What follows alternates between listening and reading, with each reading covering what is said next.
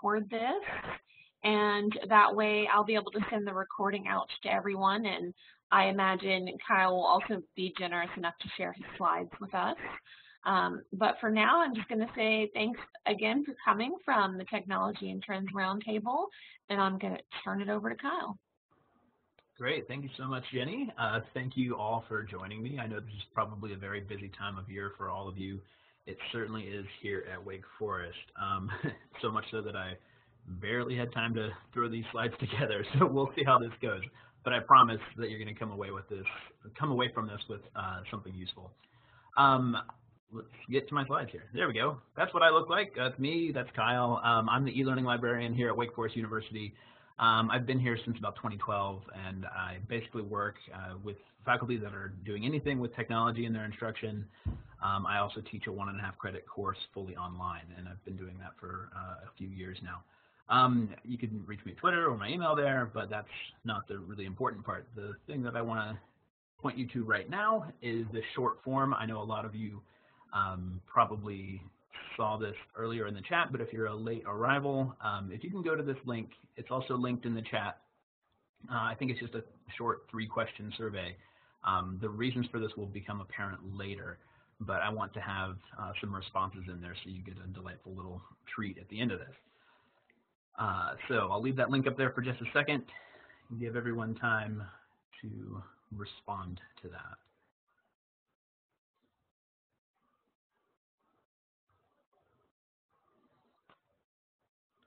All right, like I said, that link is also in the chat, so if you are just arriving and getting oriented, you can find it there. All right, we at Wake Forest, we are a G Suite for Education campus. Previously, it was called Google Apps for Education. Now it's called G Suite. I'm imagining that many of you here probably already know about G Suite, or at least the Google suite of tools. So the ones we're focusing on right now today will be Drive, Sheets, Docs, etc. Those that are the collaboration platform, really. I mentioned G Suite because I'm not a lawyer. If you use any of these tools I'm going to share with you today with personal Google accounts, especially student personal Google accounts, you can get into some weird, tricky FERPA stuff. I don't know the ins and outs of that, but I do know that being a G Suite for Education campus kind of covers us in that regard. It's actually in their terms of service that they will not, if we're using student accounts, we are covered from a FERPA standpoint. But all of that said, all of this will work with personal Google accounts, so feel free to try that out, but just be very careful because FERPA can be pretty hairy. All right, so some context for where I'm doing my work. At Wake Forest, we teach about 30 sections a year, more than that actually, of a series of courses. So the bread and butter course is Library 100. It's just a 1.5 credit information literacy course that's taught for half of a semester. Almost all of our courses are half semester courses, but we have a number in the 200 level as well. So research in the disciplines. We have a history of the book course. We had one on digital publishing. We do special topics courses. So we have a really robust credit-bearing information literacy and library instruction program. There is currently one, and soon there will be a second section offered entirely online. I teach the online section of Library 100, sometimes twice a year, and I'm currently developing a section of Library 220, which is a science research course with my colleague Sarah Jung, and that will be taught in the spring. So our instruction program is pretty awesome. It's thriving, so it's awesome. Anyway, I ran into a big problem when I was teaching the online section the first time.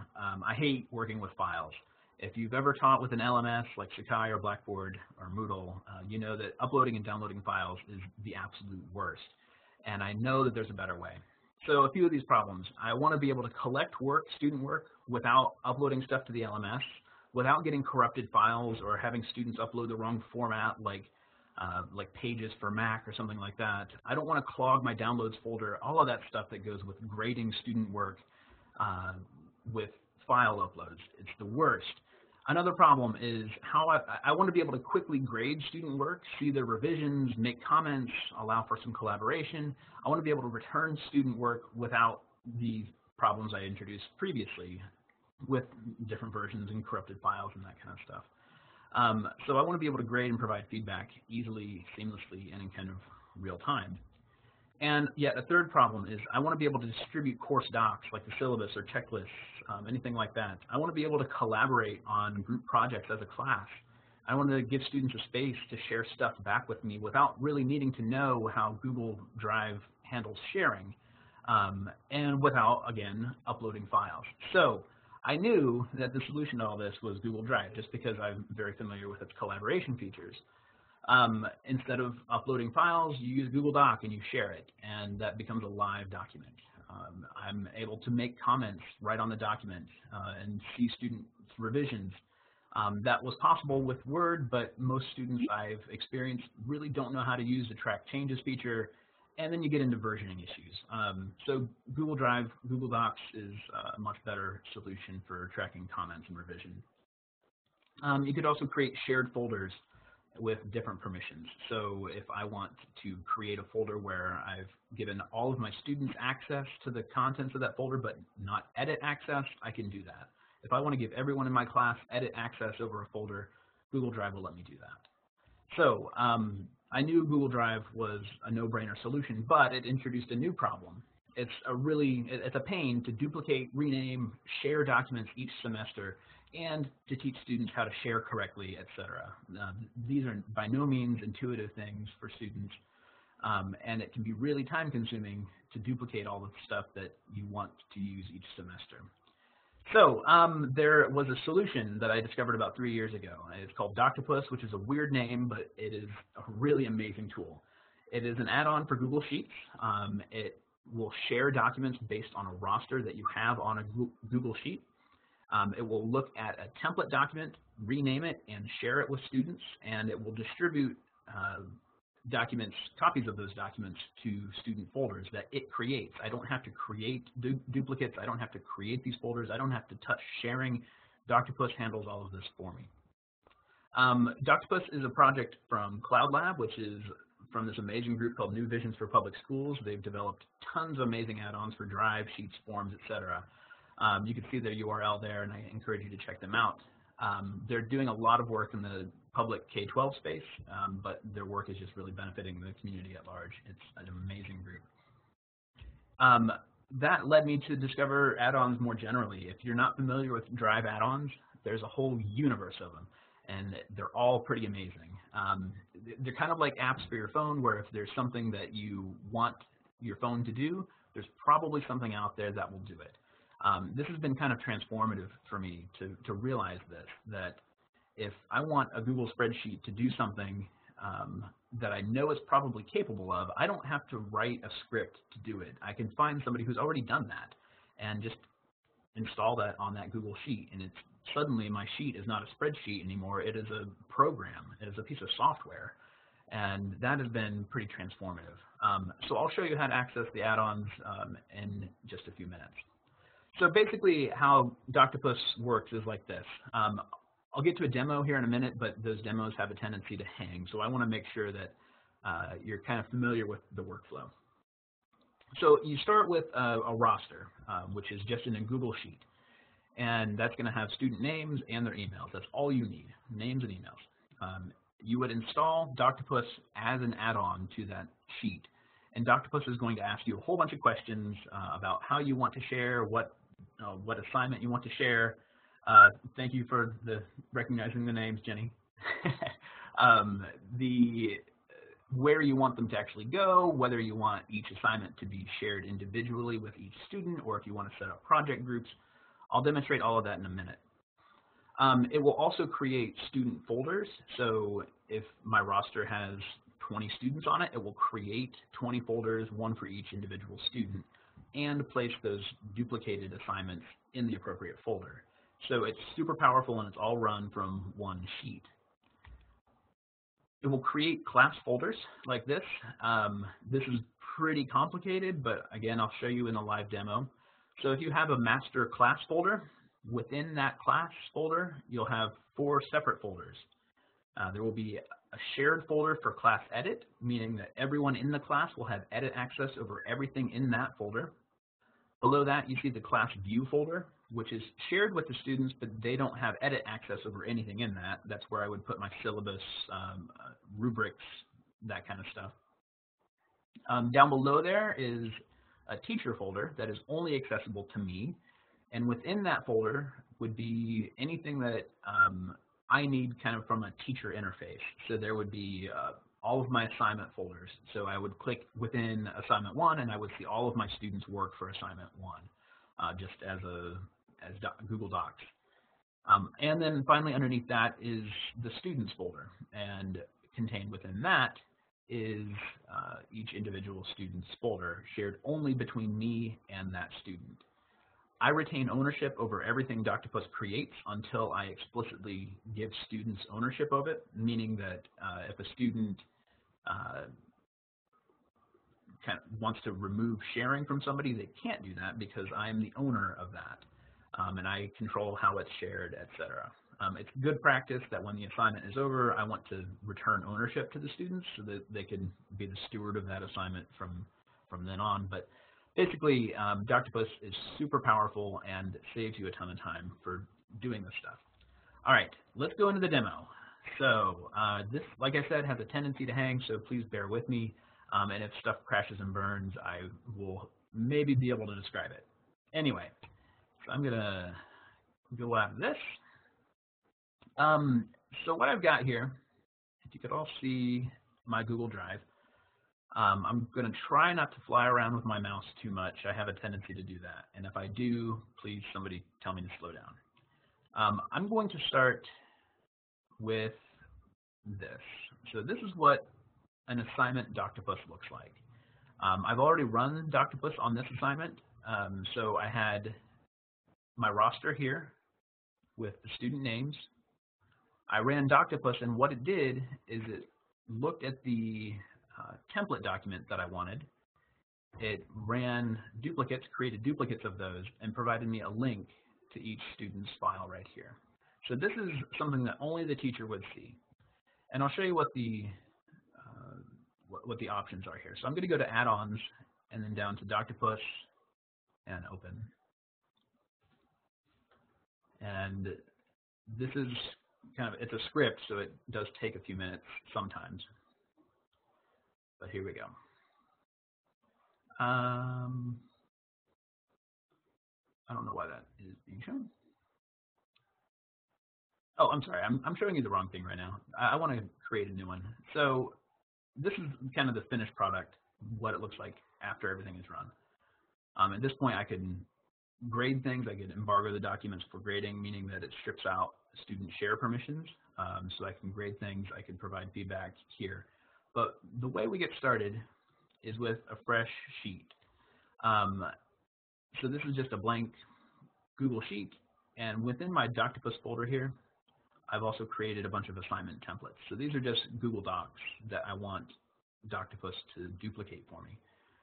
Right, so there's some instructions, a due date, some point values, etc. Whatever you'd normally put in an assignment, you put in that template.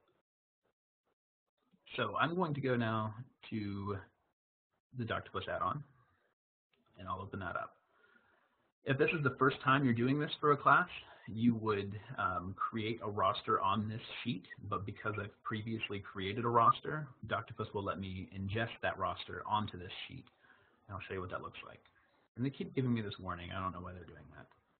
All right, I'm going to select which mode I want to do. This will work with Google Classroom if you're familiar with that. I don't use it for my own classes because I use Sakai, our LMS, which Google Classroom is kind of a secondary space for that. So I want to distribute Drive resources to a folder instead of doing Google Classroom. I want to select a roster, so you can see all of my previous rosters here. And this is the one I'm working with today, the TNT Doctopus demo. You can see it's created already this class structure. So there's a master class folder, the teacher folder that's only accessible to me, the class edit folder, which everyone in the class has edit access over, the class view folder for things like your syllabus, and the students folders, which you can see Doctopus has already created. So I'm going to use this roster, and it should start populating my sheet for me.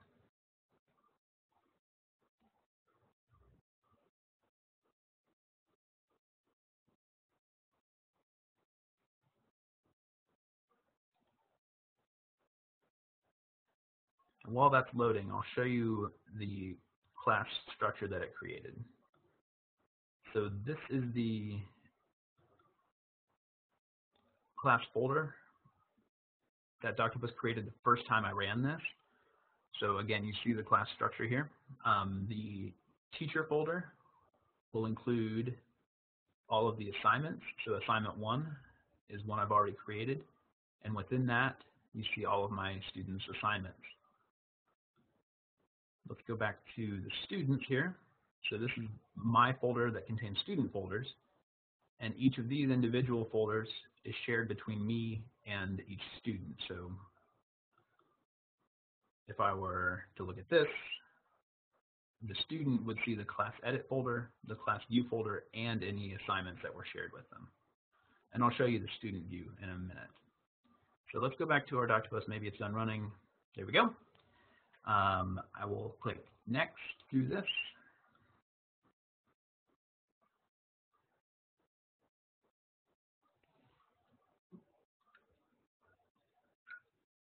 Okay. Now it's asking me what kind of sharing I want.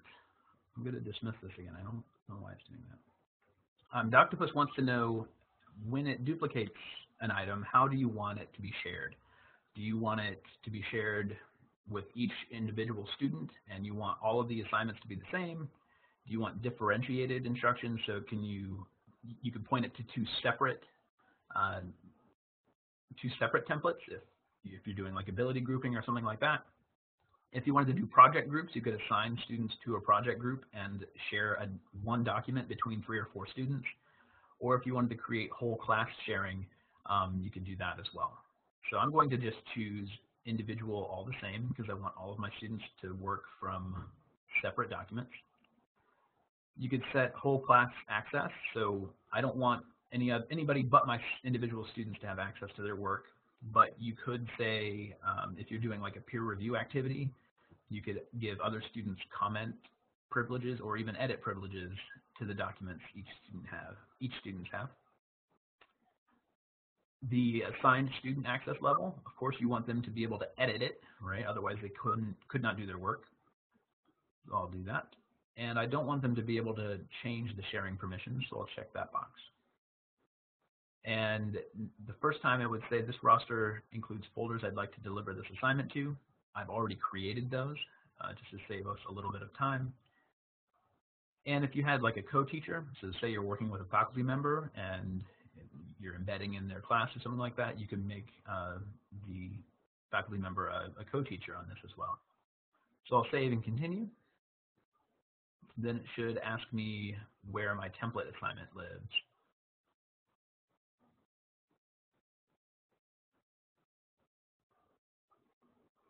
Okay. If this again was the first time that you were doing this, it would ask you to locate the template folder that contains your actual template. I've previously selected that, so I'm going to select assignment 2 from that folder. And remember, that is just this blank template document that I've previously created. And I will save and continue.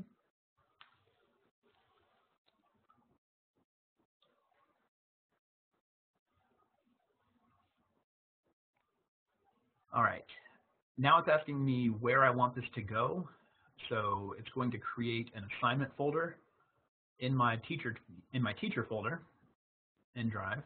So it does a pretty good job doing that. It goes off of the class, the assignment, and the date. I don't normally change that, but you could change it if you'd like, or choose an existing folder. And then it's going to ask you how you want the file itself to be named. So last name, comma, first name, and then the assignment title. Sometimes I put the class name after that to make searching easier for the students. You could choose whether to notify students when they're shared on this. Of course, you wouldn't want to do more than that. And sorry, I need to create new folder here.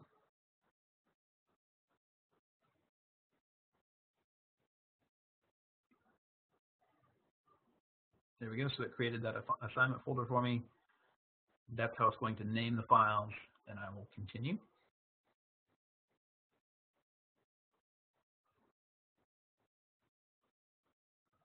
Now it's adding a bunch of columns for me.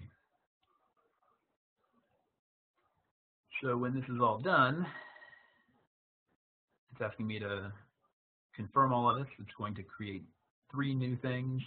It's going to deliver to student folders, and it's showing me everything I've previously selected. So I'm going to run the copy and share it. And as that gets shared, these rows should become populated with everything that I would need from a teacher's standpoint. So as that's loading, I'll explain this. Say you are exempting a student from an assignment, you could exclude them here, and Doctopus would ignore that student for this assignment. And so yeah, that's the exclude. The file key is really more for Doctopus than for the human. And then there's the link to the actual assignment. So I'll open up Lyle's here, right? So what it did is it duplicated that Google Doc, renamed it based on my file naming conventions, and I will switch to Lyle here, the other student. So this is the student view now. The student has a class folder, and you see that Lyle has now been shared on assignment 2. So let's pretend I'm the actual student. It's time to do my work. I could type in a paragraph. You get the idea. And I'm done. So at this point, the student does not have to do anything. They have finished their work, and they could just essentially consider it turned in because it's already shared with me, the instructor. I will switch back now to the teacher. And what I could do now is I could manage and assess this assignment. And this is where it gets really powerful. They keep giving me this warning. Okay, one thing I could do just to kind of gauge progress, maybe the middle of the week before things are due, I could refresh the edits and the counts, so how many times they've been edited and how many words have been added. You can see it adds a whole bunch of columns here. And so far, only one of my students, Lyle, which we just did, has done anything. I added 1 big long word, so it increased the word count by 1. It also counts comments, resolved comments, all of that stuff, and puts it for me in this little dashboard. So now say that it's time to turn this assignment in. One thing that is really powerful about Doctopus is it's going to allow me to embargo the document for grading. So rather than having students upload a file by a due date, like I said earlier, it's already shared with me, and all I have to do is turn off their access. So I will embargo the docs for grading. I will give students only comment access at this point, and I will run it now, or I could choose a future date and time. So if you're setting this up in advance, you can set a due date, and it will run automatically. So I'll run that embargo, and it will strip out access to the students.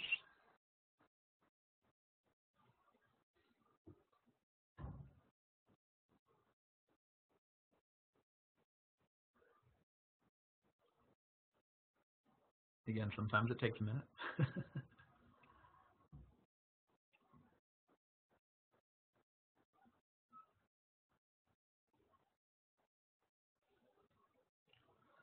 And there we go. So right now it says locked for grading on all of these assignments. If I wanted to give my student an extension, I could have exempted them or marked them as exclude, and it would not have run the embargo for them. I can write feedback here. I can provide a grade and send a feedback email, which would incorporate those 2 things. And then when I'm all done, I could unembargo them for revision or just transfer the ownership back to the students. So let's look at this from the student view now. So I'm back here on Lyle's assignment. I will refresh this. Oh, there it goes. It says access denied. You no longer have permission to access. Right, so I'm suggesting at this point as the student, I'm not actually able to edit. So these are suggestions. My instructor is absolutely free to ignore those. As the instructor, what I can do is I'm here now in my Doctopus folder, my class folder. I can go to my students folder, or rather, I'm sorry, go to my teacher folder. And it's time for me to grade assignment 2. I've embargoed it. The students can no longer edit. I'll go here, and I can see all of my students' copies right here. I'll grade Lyle's. Oops. I made a little revision there. I'll make a comment.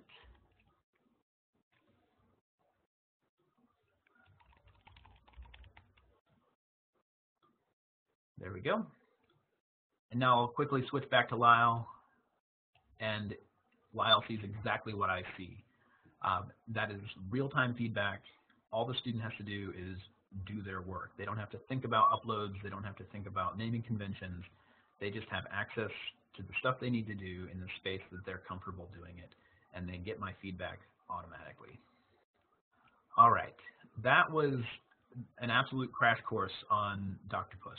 That is, I think, the most straightforward way I could have presented that. I'm not sure if that was super effective. I'll pause here. If you have questions about Doctopus, I'm happy to take those right now. I'm a little ahead of time, so that's good.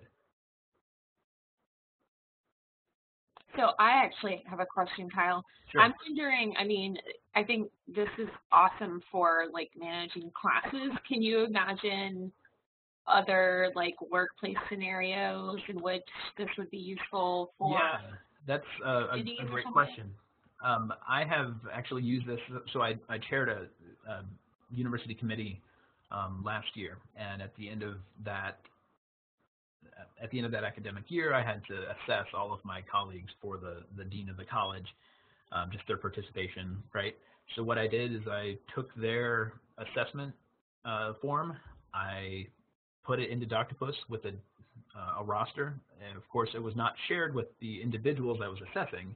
I just put my own email as the share email, but it created a duplicate for each committee member, and all I had to do was just go in and make the changes that were necessary there. So that's one use case, but I'm sure that there are many others. If you were working with a one-shot or something like that, you could have students fill out a form ahead of time with just their name and their email, and then you could run this in the background while you're doing some other instruction, and it would create documents for them. So yeah, it doesn't have to be a class that you are teaching. It doesn't have to be a 4-credit course. It could certainly be something else that you're teaching. And there's all different kinds of ways to get a roster. Abby asks, what is the support and longevity of Doctopus? So I've been using Doctopus now for about 3 or 4 years, kind of off and on. It has only improved in that time. And I think Google Sheets is really, or Google Drive in general is really investing heavily in the Add-Ons ecosystem. I mentioned that I would show you some more of those.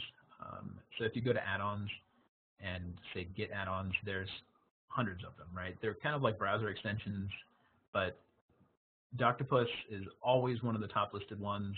The other one I'll show you here in a minute, AutoCrat, is developed by the same group, and they have a fantastic website. I'll show you here, cloudlab.newvisions.org, where they have help materials. There's, I think, a Google Plus community of people that use this. Google Plus is huge in K-12. I don't know if you know that, but it is. So there's all kinds of administrators and tech folks that are supporting this in the K-12 space, and we just get to benefit from that. So it is really well supported, and I would probably not be using it if it wasn't. So, but I don't know. I guess I shouldn't say that because it really saves me a ton of time. So maybe I would use it even if it was a little clunky. Any other questions on Doctopus before I move on to the next one?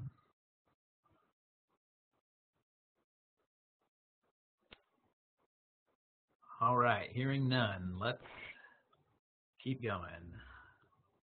So I had another problem.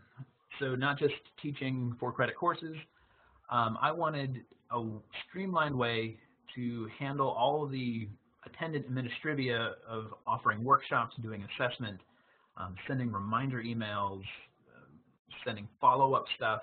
it was just kind of 5 separate processes for me that I would always forget one of them, right? If I would remember to send a reminder email to the people signed up for one of my Zotero workshops, I would forget to follow up with a survey link, or I would forget to take attendance, and I would not remember how many people showed up. If there were faculty in the room, I wanted to be able to give them a thank you for coming and like a little letter for their dossier or something like that. So there were all of these things that I wanted to be able to do, but they were 5 separate processes, and something would always fall through the cracks. So one of the solutions I found that is one I use all the time now is called AutoCrat. And that, just like Doctopus, is an add-on to Sheets. It's developed by the same folks, the Cloud Lab at New Visions for Public Schools. And basically what the AutoCrat is it's a mail merge, if you're familiar with mail merging with Excel or anything like that. But it's not just a mail merge, because it will include attachments that are based on a template document that you create yourself. It works on any trigger, so meaning if you're working from a form, you can have it run every time a form is submitted.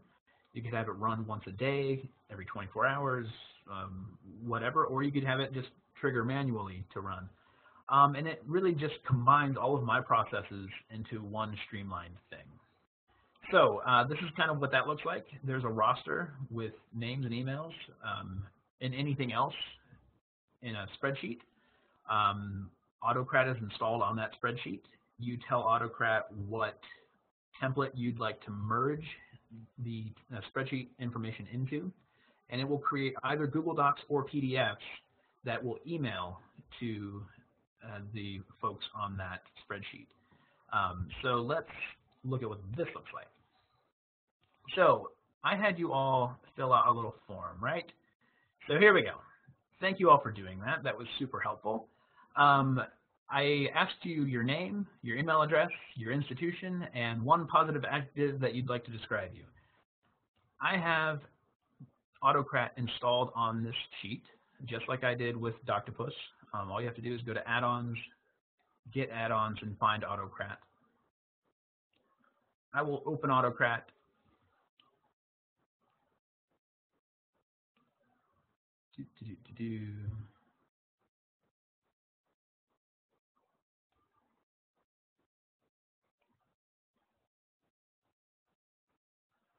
And if this was the first time you're doing this on a sheet, it will ask you to create a new job.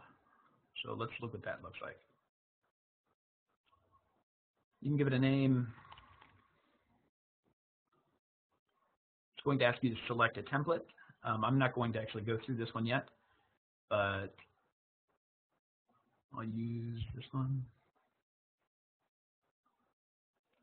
And in this template, I don't think I have that pulled up. One second. So previously I have created this template here that has like our letterhead, and the template includes what AutoCrat calls tags. So those are just kind of words surrounded in those angle brackets. So I've got name, institution, name again, and then down here, adjective, right? I've got it pre-filled with everything I wanted. If there was a link to a survey or something like that, you could have that on this Google Doc. So that's ready to go. And I just selected that template, and it recognizes the tags on that document, and I tell it which columns to map that to. So the name template, the name tag goes with what's your name, the institution is what's your institution, and the adjective is what's one positive adjective, right? You can go next, and here you tell it the file name.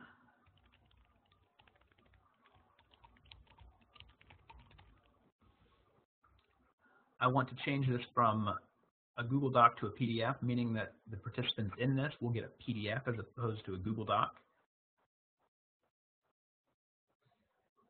I'll go next. And it's going to ask me where I want these to go. I'll choose a destination folder. This is really just for me.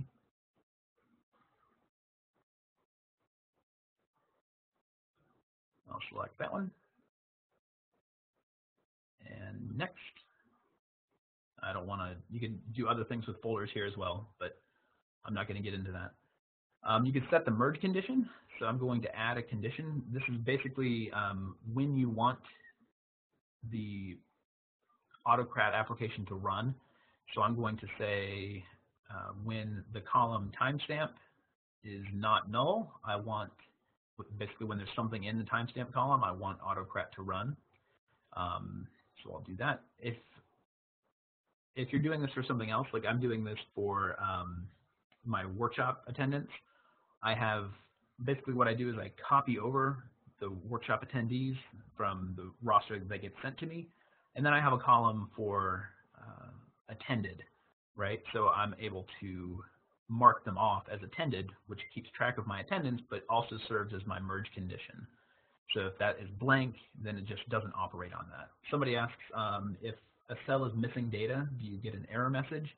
So basically, if you forgot to put your name in here or something, yeah, it will probably just include, it won't give you an error message, it will just not fill in that tag and it'll look kind of silly. You could set up a form to be validated where it won't accept a form submit if something is blank, but yeah, it doesn't fail basically. All right, so I'll set the merge condition to that. I don't want, yeah, I do want to share it as a PDF. And you could set some options here. So I don't want collaborators to reshare this. I don't want it to come from a generic no reply. I want it to actually come from me. And here you can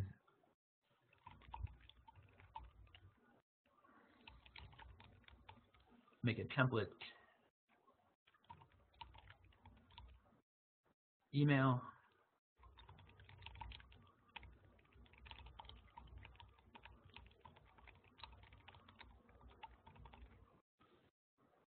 And I'm going to put in the tag for the email address.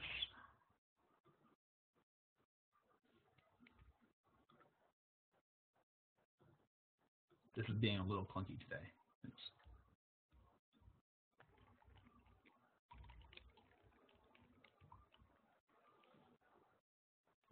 So here I've got this tag for what's your email address, and it's pulling that out.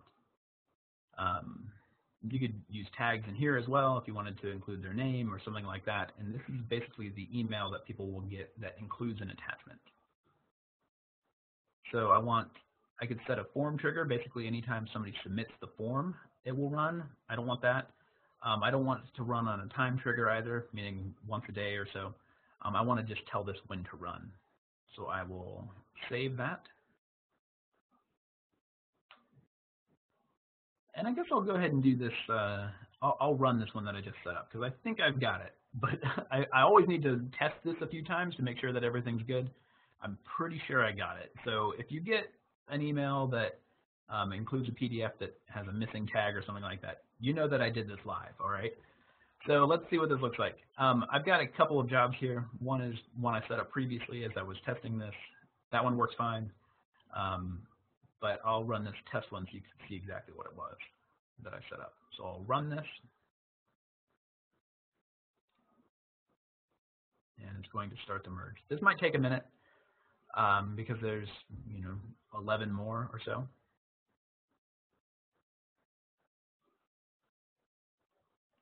And as it creates those things, it will include links here in the spreadsheet. And it should send you emails. So if you're paying attention to your inbox, it might just be a few minutes, but you'll get something. Basically what that's going to look like is this. Right, so this one was sent. I'm going to have a bunch with the same name here because I didn't actually include a name tag as it's being duplicated. But here we go. This one was for me. Thank you for attending my TNT webinar. I think you are neato. So that is just one way you could do this. I think there's all kinds of different ways you can use AutoCrat. I've got them listed here. You could think about using AutoCrat for student progress reports. So if you're teaching a class, you could set a spreadsheet with the student name, email, and their progress, like a little progress message, and just have that fill into a PDF that is automatically emailed to them. You could do staff evaluation letters or committee evaluation letters, like I said I did earlier, certificates of completion. So every one of my Zotero workshop attendees gets one of these letters. Sometimes that would be something that's useful for a student to give to a professor. For example, if they want extra credit, it's just kind of proof that they attended my workshop. Faculty like those as well. It's something they could stick in their dossier, and it's got my name on it, the university or the library letterhead, and a signature, right? That's pretty awesome. You could use it as a thank you note for a webinar attendee. That's strange, I'm doing that right now. You could also do just something fun like Mad Libs populated from a Google form, and that's just kind of a fun use of it. I've got a link there for more information about AutoCrat and the Cloud Lab group from New Visions, and you can find a bunch more stuff about both of the add-ons I talked about today from that link. So with that, let me pull up the last few things I have to show you. All right. Some of this stuff is, I will admit, clunky. It takes a little bit of getting used to. It takes some practice. I would never, ever, ever attempt to do this on a new class straight out of the box. I would set up some dummy accounts, some personal Google accounts or even just get some colleagues together to practice. Just see how stuff is shared. Practice, practice, practice. The more you do with Doctopus and AutoCrat, the better you're going to get with it. There's nothing more embarrassing than setting up something and having it not work right out of the box. So practice, make sure everything is merging correctly, that you've got your template set, all of your naming conventions in line, etc. We are librarians, but I've found that many of us practice really terrible metadata hygiene. I've heard a lot of people complain about Google Drive and how difficult it is to search for stuff in it. And I'm like, well, yeah, that's maybe true, but you're also not giving your stuff good titles. You're like calling stuff assignment 1 or whatever. There's no limit on a title for a Google Doc. Call it everything that you want, whatever you'd want to search for eventually. So what I do is I put the student name on everything that is shared with them. I put the course name on there, the section number, the year. There's really no limit to the name of these files. So exercise good metadata hygiene and make it easier on you and your students for searching down the road. And I don't want you to make your students think at least about where to find their stuff. If you're teaching a face-to-face class or an online class, make a tutorial or sit down with them on the first day and show them where to find their class folder, how to add it to their drive, all of those things. This also goes along with tip number 2, make sure that stuff is named in a way that makes sense, make sure that it's easily searchable and findable, and just generally make it easier on them. This is not intuitive for students. They are so used to uploading files to an LMS or handing in print copies of stuff. But it's been my experience after 3 or 4 years of using this that students really start to come around to this way of doing things because they are so comfortable with Google Docs, and it's ubiquitous, right? They can work on a Google Doc from anywhere, whereas they have to be on their machine to actually do the work on a file itself. So those are my tips. Thank you so much for your attention. I'm happy to take your questions, whatever questions are remaining.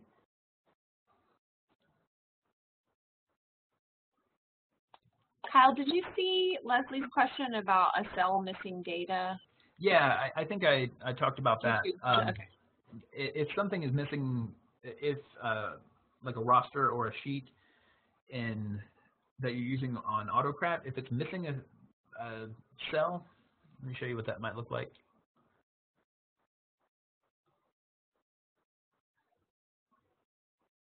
So that all ran. So say somebody forgot to put their institution.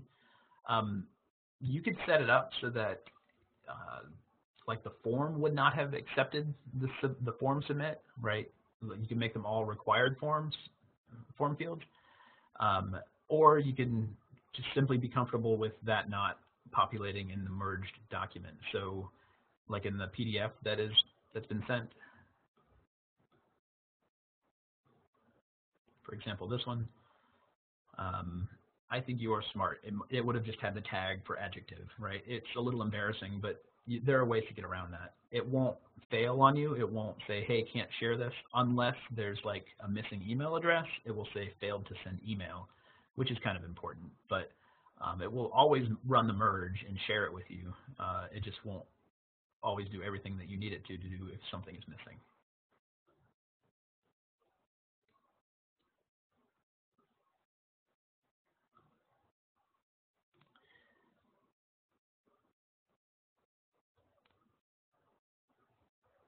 So yeah, like I said, I'm happy to take any more questions.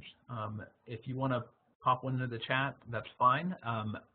While we're waiting on that, or if there's anything remaining, I'll show you a few other things from Cloud Lab. You see that they've got maybe a dozen or more add-ons here. I've not used all of these, but I have used Form Mule, which will ingest things for a form, like a drop-down from a spreadsheet. If you're using Google Sites, Site Maestro works very much like Doctopus, but for Google Sites, so it will automatically create a course site and individual student sites. It's really super powerful. The other one that I've not really used myself is called Gubrick. So if you're doing rubric-based assessment, you could use that in conjunction with Doctopus to kind of append a rubric at the bottom of a student's Doctopus assignment. It gives you a little interface at the top with your rubric. You just type in comments into that rubric, and when you're done, it will copy the contents of that rubric and add it to the bottom of their assignment. I've not used that myself, but I know a lot of people really enjoy it if you're doing rubric-based assessment. So if you have any questions, feel free to get in touch with me. Doesn't look like there's anything else coming in. There's my contact information, or you can just find me online. I'm happy to talk more about this with anyone who would like to. Thanks very much. Thanks so much, Kyle. I'm going to go ahead and stop the recording now.